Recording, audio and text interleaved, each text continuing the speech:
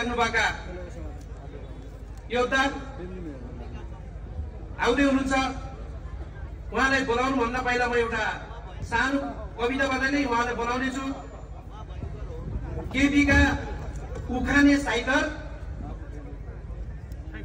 शेरबहादुर दाइकन, केपीका उखाने साइटर शेरबहादुर दाइकन, अब पालो दिदो भया ज्ञानेन्द्र साइकन, अब पालो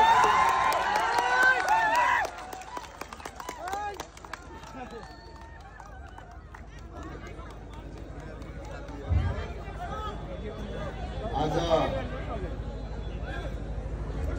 राष्ट्रिय प्रजातन्त्र पार्टीको यस विशाल आमसभाका सभापति एवं सुर्खेत जिल्लाका आदरणीय अध्यक्षज्यू, त्यसै गरी पार्टीका केन्द्रीय अध्यक्ष एवं कार्यक्रमका प्रमुख अतिथि माननीय राजेन्द्र प्रसाद लिङ्गदेनज्यू, पार्टीका निवर्तमान अध्यक्ष डाक्टर प्रकाश लोहनीज्यू, पार्टीका उपाध्यक्ष माननीय विक्रम पाण्डेज्यू, पार्टीका उपाध्यक्ष यही सुर्खेतकै तपाईँहरूकै घर आदरणीय दाजु पार्टीका उपाध्यक्ष गुरुज्यू र तपाईँकै प्रणालीको चेली पार्टीका महामन्त्री कुन्ती कुमारी साईज्यू, सहमहामन्त्री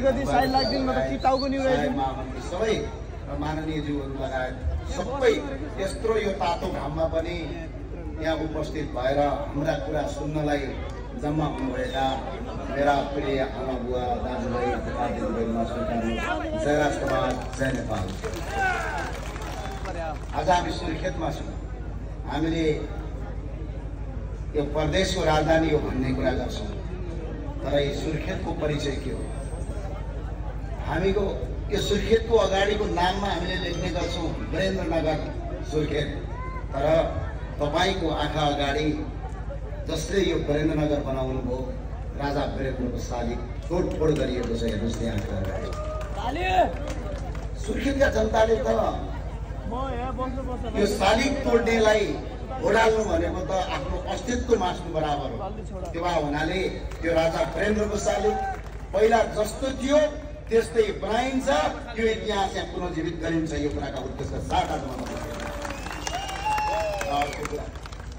हामी कर्णालीबाट प्रतिनिधित्व गर्छौँ, काठमाडौँमा जान्छौँ, संसदमा आवाज राख्छौँ, तर दुःख लाग्दैन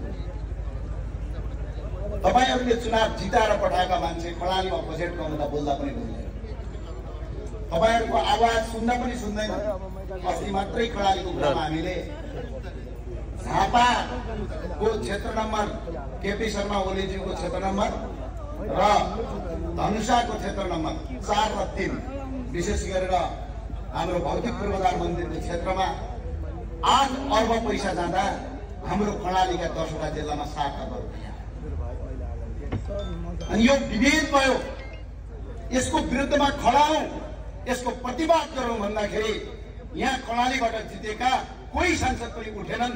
ती कर्णालीका सांसद हुन् कि काठमाडौँका कुनै कसैका चेला र रहिती हुन्, त्यसको जवाब तपाईँहरूले मान्नुपर्छ।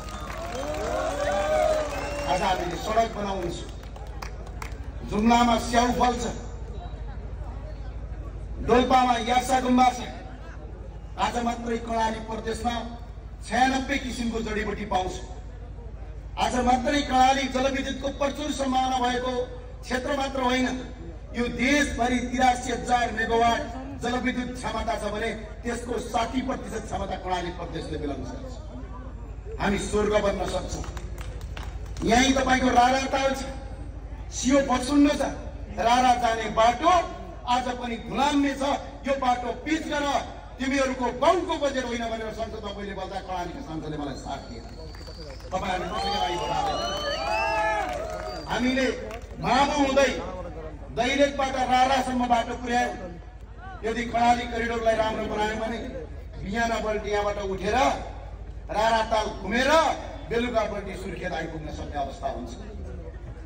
आज बिजुलीको कुरा प्रचुर सम्भावनाका साथ आज जुम्ली जनताले जनमत नदिएको भए आज तपाईँको सुर्खेतमासम्म पनि राष्ट्रिय प्रसारण लाइन 132 केबी आउनेवाला थिएन। आज हामीले जुम्ला लिनुपर्छ भनेपछि त्यसको बाटो सुर्खेतबाट कुलमान घिसिङ र हामी र पार्टीका अध्यक्ष राजेन्द्र लिङ्गदेन तपाईको ऊर्जा मन्त्री भएको बेला 132 केबी विद्युत प्रसारण लाइनलाई हामीले जुम्लाको खलङ्गाको तलपट्टि रहेको उमगाडामा हामीले 132 केबी झन्डै 7 अर्बको प्रोजेक्ट लन्च गरिसकेपछि त्यसको ठेक्का गरिसकेपछि बल्ल सुर्खेतमा अब 132 केबीको लाइन आउँछ। यही हो विकास। तपाईहरुका मान्छे त धेरै प्रधानमन्त्री भए, धेरै मन्त्री भए, अनि के गरेर बस्नु? शेरबहादुर दाइले अलिकति केही भनिहाल्छन् कि भनेर डराएर बस्छन्। म आज पनि भन्छु, मैले गलत गरिन भने म कसैसँग पनि डराउन्न। मैले गलत गर्नु भएन, कसैसँग डराइन्न। आफ्नो कर्मले बनाएको कर्म हो, आफ्नो कर्मका साथ अगाडि बढिन्छ, त्यसका कुनै बात छैन। आज दलीय राजनीतिमा त्यस्तो भयो। यही बाटो टाढा जानु पर्दैन। आज जुम्लाको स्याउ सुर्खेतका गल्ली गल्लीमा बेच्नु पर्ने थियो। जुम्लाको स्याउलाई